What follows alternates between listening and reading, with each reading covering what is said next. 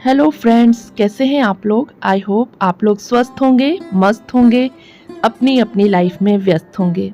अपनी व्यस्ततम लाइफ में से थोड़ा सा टाइम निकालिए और मेरे ये ब्लॉग्स एंजॉय कीजिए। आई होप आप लोगों को मेरे ब्लॉग्स पसंद आएंगे, मेरी लाइफस्टाइल, मेरा काम करने का अंदाज़ आपको पसंद आएगा। अगर मेरे वीडियोस आपको पसंद आते हैं, मेरे काम करने का अंदाज़ आपको पसंद आता है, मेरा बोलने का तरीका आपको पसंद आता है, तो प्लीज़ वीडियो को लाइक कीजिए, कमेंट कीजिए और अगर चैनल को सब्सक्राइब नहीं किया है तो चैनल को भी ज़रूर सब्सक्राइब कर लीजिए। तो ये होली के दूसरे दिन का वीडियो है। आज मैंने अपने इन लॉज को खाने पर बुलाया था। मेरी बुआ सास हैं जो, उनकी थोड़ी तबीयत ख़राब थी, तो मैंने सोचा कि आज के दिन उनको घर पर बुला लूँ यहाँ पर और उनको जो है दिन भर यहीं रखूँ और खाना पीना खिलाऊँ, चाय पानी सब, मतलब पूरे दिन का रेस्ट हो जाएगा उनके लिए। उन लोगों का भी थोड़ा सा मूड फ्रेश हो जाएगा बच्चों के साथ रह कर के, और बुआ जी को भी खाना वगैरह नहीं बनाना पड़ेगा, तो उनका भी थोड़ा सा रेस्ट हो जाएगा। तो आज मैंने उन लोगों को घर पर बुलाया है खाने के लिए, तो मैंने सोचा कुछ अच्छा सा खाना बना देती हूँ, क्योंकि नॉर्मल दाल चावल सब्ज़ी रोटी तो बुआ जी हमारी बना ही लेती हैं। और तो मैंने सोचा चलो पनीर वगैरह, पुलाव और कुछ ऐसा अच्छी स्पेशल डिशेज बना करके उनको खिला दूं, क्योंकि ये सारी चीज़ें जो है ना वो हमारी बुआ जी नहीं बना पाती हैं। तो मैंने फटाफट से पनीर की तैयारी कर ली। सुबह के मेरे ख्याल से 8 बज रहे थे, तो मैंने सोचा कि पनीर की जो सब्जी का मसाला है, जो कि मैं हल्का सा सौते करके या फ्राई करके बनाती हूँ, जो ग्रेवी उसकी, तो उसको फ्राई करके रख लेती हूँ। और फ्राई करके रखने से वो ठंडा हो जाएगा, और ठंडा होने के बाद जब हम उसे, मैं नहा करके आके खाना बनाऊंगी, तब तक में वो ठंडा हो जाएगा और ग्राइंडर में ग्राइंड करने में या पीसने में जो है मुझे इजी रहेगा, क्योंकि गरम गरम ग्राइंड करो ना तो मिक्सी बहुत गर्म हो जाती है। तो देखिए मैंने ये अदरक लहसुन प्याज सब डाल दिया था भुनने के लिए। उसमें थोड़ा सा मैंने 8-10 काजू के पीस डाले, और थोड़ी सी मैंने जो है ये मैं डालती हूँ इसमें सफ़ेद कलर की जो तिल होती है ना, सफ़ेद वाली तिल, वो डाल देती हूँ, तो उससे काफ़ी अच्छा टेक्सचर आता है। और काजू अगर हम कम भी डालें तो चल जाता है। उसी के साथ मैंने 1 से 1.5 चम्मच जो है खसखस डाल दिया था। इससे भी टेक्सचर बहुत अच्छा आता है, टेस्ट भी अच्छा आता है और पनीर का कलर भी बहुत अच्छा आता है। तो ये सारी चीज़ें डाल कर मैंने भून ली, और जब वो सब चीज़ें भून गई तो मैंने टमाटर डाल करके भी उसे भून लिया। अब ये मैं 5 से 10 मिनट तक अच्छे से पका लूँगी। तो इसके बाद क्या होगा, जब ग्रेवी बनेगी ना तो वो ग्रेवी बहुत अच्छी रहेगी और ज़्यादा तेल नहीं लगता ऐसी ग्रेवी तैयार करने में, क्योंकि प्याज हमारा पहले ही पका हुआ होता है। तो जब हम ग्रेवी पकाते हैं ना तो हमें बहुत ज़्यादा टाइम नहीं लगता है और थोड़े से तेल में हमारी सब्ज़ी बन जाती है। तो साथ ही साथ में आम की या केरी की चटनी भी बना लूँगी। तो मैंने केरी काट ली थी, लहसुन छील लिए थे और धनिया पुदीना मैं ऐसे तोड़ के रखती हूँ, तो फटाफट से उसकी चटनी की भी मैंने तैयारी कर ली। पर कभी कभी क्या होता है ना, किसी के लिए कितना भी अच्छा करो, पर कुछ लोग आपको कुछ ऐसी बातें कह देते हैं जो आपके मन को बहुत हर्ट करती हैं। मेरे साथ भी कुछ ऐसा ही हुआ। मैंने सबको बुलाया खाने पर, सब कुछ अच्छा करने की कोशिश करती हूँ, पर कहीं ना कहीं कुछ ना कुछ लोगों को कमियां ही नज़र आ जाती हैं और कंपैरिजन तुरंत हो जाते हैं। और मुझे बिल्कुल पसंद नहीं है कि अगर कोई मेरी और किसी और का कंपैरिजन करे, क्योंकि मैं हूँ और दूसरा व्यक्ति है। यानी कि मुझे ऐसा लगता है कि हमें किसी से किसी दूसरे को कंपेयर नहीं करना चाहिए, और ख़ास करके ऐसे मौक़ों पर जब कोई आपके लिए कुछ कर रहा है तो आप उसको कंपेयर करके उसकी जो किए कराए पे पानी हमें नहीं फेरना चाहिए। मैं पूरी बात तो आपको नहीं बता सकती, पर आज मैं बहुत दुखी थी, मन मेरा थोड़ा सा हर्ट हो गया था, क्योंकि कुछ चीज़ें होती हैं जो एकदम मैं आपसे नहीं कह सकती, क्योंकि ये सोशल मीडिया है, सारी बातें मैं नहीं कह सकती। लेकिन चलिए, जो भी है काम तो करना है और रिश्ते भी निभाने हैं, और मुझे रिश्ते निभाना पसंद है, मैं ये नहीं कहती, पर रिश्ते निभाने के साथ साथ मुझे उनकी वैल्यूज़ भी पता है, सब कुछ पता है। लेकिन फिर भी मुझे ऐसा लगता है कि मेरे तरफ से कहीं कुछ कमी रह ही जाती है, लोगों को मेरे अंदर कमियां नज़र आ ही जाती हैं। तो चलिए छोड़िए उन बातों को। अब मैं ये हरी चटनी बना रही हूँ। अगर हरी चटनी की रेसिपी आपको चाहिए हो तो मुझे कमेंट बॉक्स में कमेंट करके बताइएगा। और मुझे लगता है कि आप लोगों से बात करके मुझे काफ़ी हल्का महसूस होता है, और आप लोग जो कमेंट करते हैं ना वो बहुत प्यारे प्यारे कमेंट आते हैं। बहुत ही कम ऐसा होता है जो लोग मुझे किसी चीज़ के लिए मतलब बोलें। अदरवाइज़ लोग मुझे जब भी कमेंट करते हैं तो वो यही कहते हैं कि दीदी आपके जो वीडियोज़ हैं ना वो बहुत इंस्पायरिंग होती हैं, बहुत वैल्यूज़ होती हैं आपकी वीडियोज़ में और अच्छा लगता है आपकी वीडियोज़ देख कर के। तो इतने प्यारे-प्यारे जब कमेंट्स आते हैं ना तो शायद मन का सारा जो मेरे दुःख है या जो मुझे लगता है कि मैं लोगों के लिए परफेक्ट नहीं हूँ, वहाँ पर भी मैं एक परफेक्शन के साथ बाहर आती हूँ और लोगों को मैं सही लगती हूँ। इसकी मुझे बहुत ज़्यादा खुशी है कि चलिए अपने घर वालों के लिए ना सही लेकिन किसी के लिए तो मैं परफेक्ट हूँ और जिनके लिए परफेक्ट हूँ वो लोग मुझे कमेंट करते हैं तो बहुत अच्छा लगता है। तो आपसे बात करते करते देखिए मेरी चटनी भी रेडी हो गई और ये मेरा मसाला जो है ये रेडी था, तो मैंने इसको ठंडा कर लिया था क्योंकि ये नहाने से पहले ही मैंने तल लिया था, आपके सामने ही इसे फ्राई कर लिया था। अब मैं इसे भी जो है ग्राइंडर में मिक्सी में पीस लूँगी और इसका फ़ाइन पेस्ट बनाना है आपको, जितना फ़ाइन हो सके उतना फ़ाइन पेस्ट बना लीजिए और जितना फ़ाइन पेस्ट बनाएंगे ना ग्रेवी उतनी ही अच्छी आएगी। अगर आपको ऐसा लगता है कि बहुत फ़ाइन पेस्ट नहीं बना है तो आप इसे छान भी सकते हैं। साथ ही मैंने एक बड़ी इलायची, एक दालचीनी का टुकड़ा और 2 जो है तेज पत्ते डाल करके फ्राई कर दिया था। सारे सूखे मसाले जो भी आपको डालने हैं वो आप तेल में ही डाल दीजिए। पहले तेल को गरम कर लीजिए, उसके बाद सारे सूखे मसाले डाल दीजिए और साथ ही थोड़ी सी जो है कसूरी मेथी भी तेल में ही फ्राई कर लीजिए। तो जब हम तेल में मसालों को फ्राई कर लेते हैं ना तो उससे कलर बहुत अच्छा आता है सब्जी का। और आप तेल को गरम करके जो है कढ़ाई यानी गैस बंद कर दीजिएगा फ्लेम उसकी, तो मसाले आपके जलेंगे नहीं। तो फिर उसके बाद मैंने देखिए ये ग्रेवी भी डाल दी और फिर गैस की फ्लेम को डिम कर दिया क्योंकि ये जो ग्रेवी है ना ये डिम फ्लेम पे ही पकेगी। ज़्यादा मैंने ऑयल ऐड नहीं किया था, ज़्यादा तेल डाला नहीं था सब्ज़ी में, तो थोड़ा थोड़ा सा पानी डाल करके मैं ये ग्रेवी को अच्छे से पका लूँगी। और साथ ही मैंने एक ये स्पेशल मसाला यूज़ किया है, ये है सुहाना का मसाला। इसको मैं क्या बोलते हैं कट करके 1 कटोरी दूध में जो है घोल लूँगी। तो ये सुहाना का जो है मसाला है, कोई सा भी सुहाना का पनीर मसाला आप ले आइए। ये पनीर टिक्का मसाला था तो इसमें पनीर टिक्का का फ्लेवर आएगा। साथ ही मैंने पनीर टिक्का के लिए जो है शिमला मिर्च, प्याज और टमाटर को बड़े बड़े पीसों में काट के रख लिया था पहले ही, तो वो उसको भी मैं इस सब्ज़ी में ऐड करूँगी, पनीर की सब्ज़ी में। अब आप इसको क्या है धीमे आंच पर चलाते जाइए सब्ज़ी को, ज़्यादा तेज मत कीजिएगा फ्लेम, नहीं तो मसाले चिपकने लगेंगे। और घर की मैंने फ्रेश क्रीम यानी मलाई 1 चम्मच डाली है, इससे टेक्सचर भी बहुत अच्छा आता है, टेस्ट भी बहुत अच्छा आता है। तो बस इसको आप है ना चलाइए धीरे धीरे और मलाई फटने ना पाए, वैसे फटती नहीं है, आप चलाते रहेंगे कंटिन्यूसली तो उसको, और उसको पूरा मेल्ट होने तक आप उसको जो है घोल लीजिए। तो जैसा मैं कह रही थी ना, हम किसी के लिए कितना भी अच्छा करें बट कई बार होता है लोग खुश नहीं होते, और अगर खुश होते हैं तो आपको कंपेयर करके आपका किया कराए पे पानी डाल देते हैं।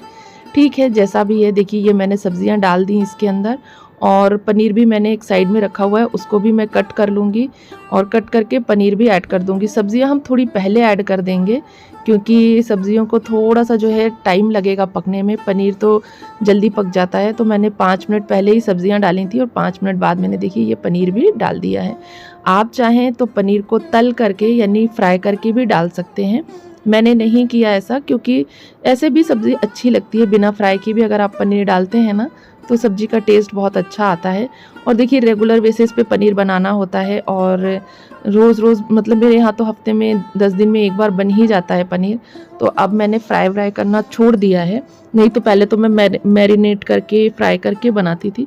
कभी बहुत स्पेशल सब्ज़ी बनानी होती है तो उसको मैरिनेट करके पनीर को मैं और उसके बाद उसको फ्राई करके उसके पीसेस करके सब्ज़ी बनाती हूँ, तो वो रेसिपी भी मैं आपको कभी दिखाऊंगी। बट आज तो मैंने सिंपल वाली ऐसे ही बनाई थी कि जो जल्दी से तैयार हो जाए, क्योंकि सब लोगों को 12 बजे तक आना था और मेरे इन लॉज जो हैं वो 12 बजे तक खाना खा लेते हैं।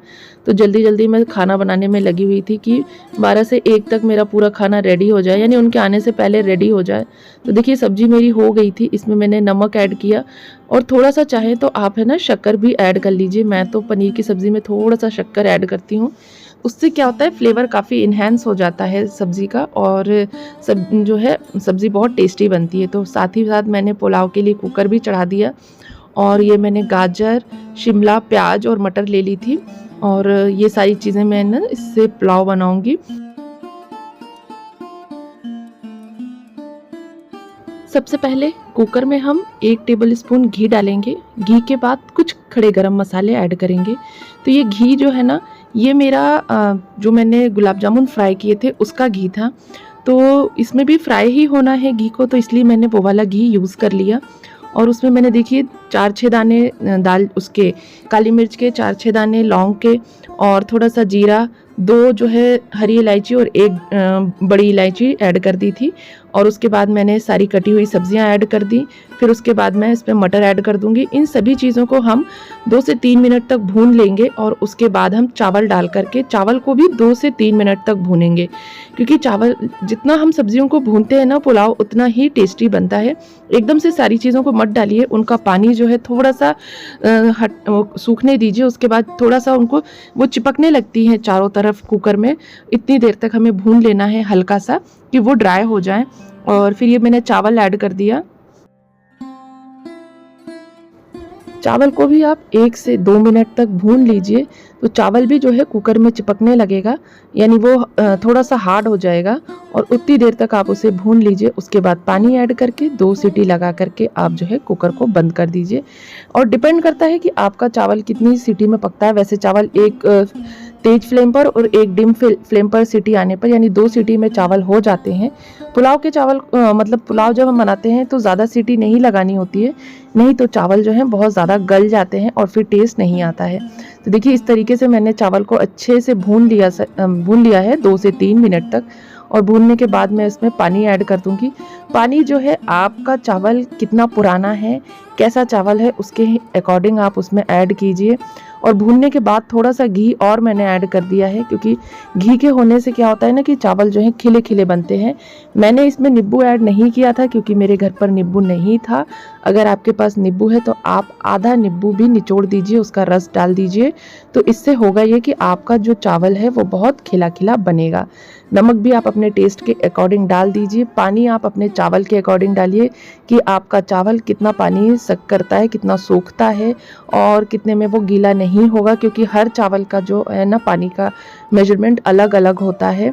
तो उसी के अकॉर्डिंग आप जो है अपने चावल के अकॉर्डिंग पानी ऐड कर लीजिए। और इसमें मैंने पनीर के पीसेस भी ऐड किए थे, क्योंकि मैं पनीर पुलाव बना रही थी। और ये जो पुलाव है ना बहुत ही टेस्टी बना था और सब्ज़ी भी बहुत टेस्टी बनी थी। आज का खाना बहुत अच्छा बना था और मैंने बहुत मन लगा के बनाया था सबके लिए खाना। और देखिए सबको अच्छा भी लगा था खाना। मैं सबके लिए करने की कोशिश करती रहती हूँ। मुझे लगता है कि वो लोग बुज़ुर्ग हैं और मतलब कर नहीं पाते हैं, तो उन लोगों के लिए जितना हो सके कर दो। यहाँ रहने वो नहीं आ रहे, वो उनका अपना चॉइस है। हमने तो उनके लिए रूम भी सेट करके रखा हुआ है कि कभी आएंगे हमारे इन-लॉज़ तो रहेंगे इसमें। अब वो जब आएंगे तब आएंगे, ये उनका अपना चॉइस है, वो वहाँ पर रह रहे हैं। तो मेरी तरफ से कभी भी इस चीज़ को लेकर मैंने कभी भी नहीं कहा कि मुझे अलग रहना है या न्यूक्लियर फैमिली में रहना है, क्योंकि मुझे पता है कि जो पेरेंट्स होते हैं वो अपने बच्चों पे ही डिपेंड होते हैं।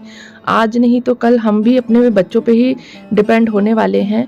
और क्योंकि देखिए हर समय आपका जो शरीर है आपका साथ नहीं देता है, कभी ना कभी ये शरीर हमारा जो है वो जवाब दे जाता है, तो हमें अपने बच्चों पर डिपेंडेंट होना ही पड़ता है। तो इसके लिए मैं कभी ये नहीं सोचती कि किसी भी बुज़ुर्ग को जो है हमें अपने पास रखने से मतलब ये सोचना चाहिए कि वो हमारे पास ना रहें, हम फ्रीडम के साथ रहें। ऐसा नहीं है, एक दिन आपका भी वही आएगा। इसलिए मैं ये सोचती हूँ कि उनको अपने साथ रखने में या उनके साथ रहने में कोई बुराई नहीं है। बस ये होता है कि बुज़ुर्गों को भी ये सोचना चाहिए, हमारे जो बड़े हैं उनको ये सोचना चाहिए कि सामने वाला हमारे लिए क्या कर रहा है और कौन नहीं कर रहा है। जो कर रहा है उसकी वैल्यूज़ को अलग रखना चाहिए, और जो नहीं कर रहा है, वो जो सिर्फ बोल रहा है, उसकी क्या वैल्यूज़ हैं। तो मतलब बोलने मुझे ऐसा लगता है कि जो लोग अच्छा बोलते हैं वो ज़्यादा अच्छे होते हैं कंपैरिजन में जो करते हैं, क्योंकि मैं बोल नहीं पाती हर चीज़ को कि मैं बहुत अच्छा बोल करके उनको और इम्प्रेस कर सकूं। मेरा काम होता है कि मैं हर चीज़ करती हूं, बोलती नहीं हूं, सिर्फ अपने कामों को चुपचाप से करती रहती हूं। अपनी जो बड़ाई है या अपनी तारीफ़ में खुद से करूं कि मैंने आपके लिए ये किया वो किया, ये मुझसे नहीं होता है। कई लोग होते हैं कि करने के लिए करेंगे नहीं, लेकिन कहते बहुत अच्छे से हैं, बातें बहुत अच्छी करते हैं। कहते हैं ना बड़ी बड़ी बातें बड़ा पाव खाते, तो कई लोग बहुत अच्छी बातें करते हैं। और मुझे ऐसा लगता है कि हर किसी को बातें करना ज़रूर आना चाहिए। जिनको अच्छी बातें करना नहीं आता उनके कामों की कोई वैल्यू नहीं होती है। तो मेरे साथ भी ऐसा ही होता है। मैं कितना ही कर लूँ, मेरे जो किए कराए का है ना उसका कोई फल नहीं रहता। होता उसी का है जो बोलता ज़्यादा अच्छा है। तो मुझे ऐसा लगता है कि बोलना आना चाहिए। आप लोगों से भी मैं यही कहूँगी कि जो करते हैं वो करते रहिए। मुझे लगता है कि कोई आपके लिए अच्छा कहे ना कहे कोई फ़र्क नहीं पड़ता। हमें हमारे कर्तव्यों को पूरी तरीके से निभाना चाहिए, क्योंकि यही हमारे बच्चे देखते हैं, यही हमारे बच्चे सीखते हैं। क्योंकि जो हम करेंगे, जैसा हम करेंगे, हमारे बच्चों के ऊपर वही असर पड़ता है। वो उन चीज़ों को देखते हैं, सुनते हैं। तो इसलिए मैं कभी भी जो बड़ों की जो गलत चीज़ें भी होती है बच्चों के सामने नहीं कहती हूँ, क्योंकि बच्चों पर इसका बहुत असर पड़ता है। इसलिए कभी भी कोई भी चीज़ जो है बच्चों के सामने नहीं कहनी चाहिए, और कोई भी गलत व्यवहार आपको बड़ों के साथ नहीं करना चाहिए, क्योंकि बच्चे वही देखते हैं और वही सीखते हैं।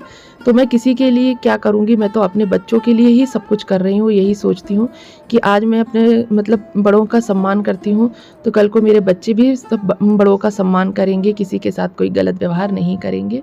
तो कहीं न कहीं अपना स्वार्थ भी इसमें छुपा हुआ है कि मैं यही चाहती हूँ कि जैसा मैं अपने बड़ों के साथ रहती हूँ, मेरे बच्चे भी उसी प्रकार से रहें। कभी मैं आपके साथ और डिटेल में बात करूँगी, लेकिन आज के लिए इतना ही काफ़ी है।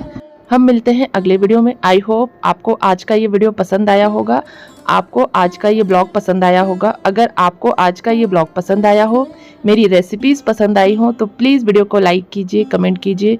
चैनल को अगर सब्सक्राइब नहीं किया है तो प्लीज़ चैनल को भी ज़रूर सब्सक्राइब कर लीजिए। और अगर मेरे वीडियोज़ आपको पसंद आते हैं तो अपने फैमिली और फ्रेंड्स के साथ भी इन वीडियोज़ को ज़रूर शेयर कीजिएगा, ताकि ज़्यादा से ज़्यादा लोग इन वीडियोज़ को एंजॉय कर सके, देख सके। और हाँ, प्यारे प्यारे कमेंट्स ज़रूर कीजिएगा, और आप लोग कहाँ से मेरा ये वीडियो देख रहे हैं ये भी ज़रूर बताइएगा। Bye bye.